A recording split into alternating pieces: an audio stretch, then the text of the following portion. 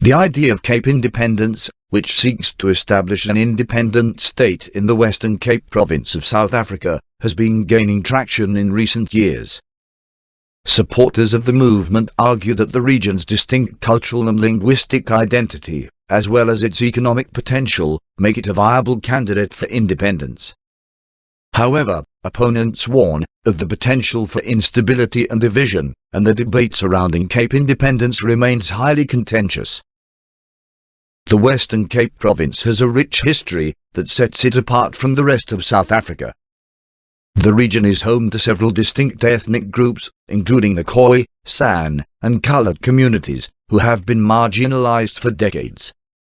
The legacy of apartheid continues to be felt in the province, with many residents feeling that their voices are not adequately represented at the national level.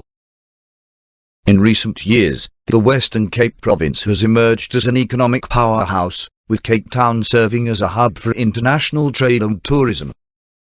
Despite this, the province continues to face significant economic and social challenges, including high unemployment rates, poverty, and inequality. The Western Cape province is governed by the Democratic Alliance, which has pushed for greater autonomy and decentralization of power. In 2020, the Democratic Alliance called for a referendum on Cape independence, citing the province's unique identity and economic potential. However, the South African government rejected the proposal, stating that secession was not legally possible. Despite the government's rejection, the idea of Cape independence has gained support from a growing number of residents and political leaders. In May 2021, Western Cape Premier Alan Winde called for a referendum on independence, stating that the province needed greater control over its own resources and policies. Supporters of Cape independence argue that the Western Cape province has a distinct cultural and linguistic identity that sets it apart from the rest of South Africa. They point to the province's economic potential, with Cape Town serving as a hub for international trade and tourism.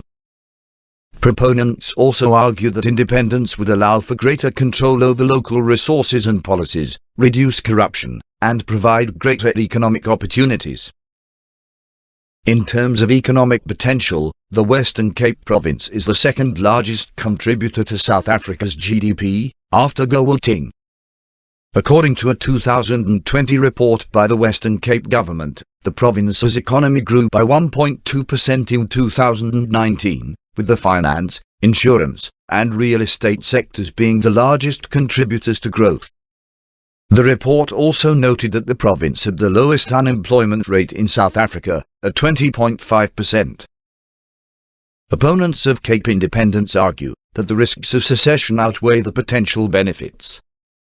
They warn that independence could lead to economic and political instability, as well as a divided nation. Opponents also raise concerns about the potential negative impact on minority groups, who could become marginalized in an independent state. In terms of political instability, the Western Cape province has a long history of political activism and resistance, dating back to the apartheid era. While the province is currently governed by the DA, which has pushed for greater autonomy and decentralization of power, it remains to be seen whether an independent state would be able to maintain stability. The idea of Cape independence is not unique to South Africa, with several other regions around the world having successfully gained independence. Catalonia, which is part of Spain, and Scotland, which is part of the United Kingdom, have both held referendums on independence in recent years. However, the process of gaining independence can be challenging, with international recognition and diplomatic relations playing a significant role. In the case of Catalonia, the Spanish government refused to recognize the region's independence declaration, leading to a political crisis. Similarly, the Scottish independence referendum resulted in a narrow vote against independence, and the Scottish National Party has faced challenges in gaining support for a second referendum. If the Western Cape province were to become an independent state, it would have significant implications for both the province and South Africa as a whole. The region would need to establish its own government, economy, and foreign relations, which would require significant investment and resources. In terms of the broader South African context, the secession of the Western Cape Province could lead to further fragmentation and division within the country. It could also have a significant impact on the country's economy, with Cape Town serving as a major hub for international trade and tourism. The debate surrounding Cape independence is complex and highly contentious. While supporters argue that the Western Cape Province has a unique identity and economic potential that make it a viable candidate for independence, opponents warn of the potential for instability and division. Regardless of the outcome, the debate surrounding Cape independence underscores the challenges of building a united and inclusive society in post-apartheid South Africa. As the country continues to grapple with issues of inequality, corruption, and political polarization, finding a path forward that is inclusive and sustainable will be critical to its future success. Thanks for watching. Please comment, like, share and subscribe.